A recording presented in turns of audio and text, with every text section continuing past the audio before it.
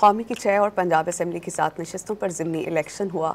लाहौर, फैसलाबाद, साहिवाल, डेरा गाजी खान, सरगोदा, मियांवाली, मुजफ्फरगढ़ और हरीपुर में ज़िमनी इलेक्शन के गैर हतमी गैर सरकारी नताइज की आमद का सिलसिला जारी है। बेशतर नशस्तों पर हुक्मरां जमात के उम्मीदवारों को अब तक के नताइज में बढ़तरी हासिल है।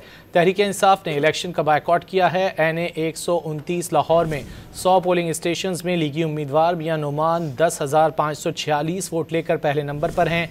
आज़ाद उम्मीदवार चौधरी अरसलान 6,614 वोट लेकर दूसरे नंबर पर हैं।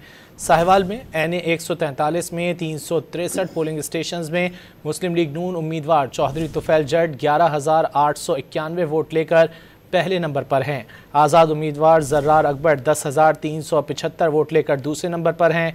PP 259 मुजफ्फरगढ़ में ज़िमनी 110 पोलिंग स्टेशन में पीपल्स पार्टी उम्मीदवार मियां अलमदार अब्बास कुरैशी 42,976 वोट लेकर पहले नंबर पर हैं।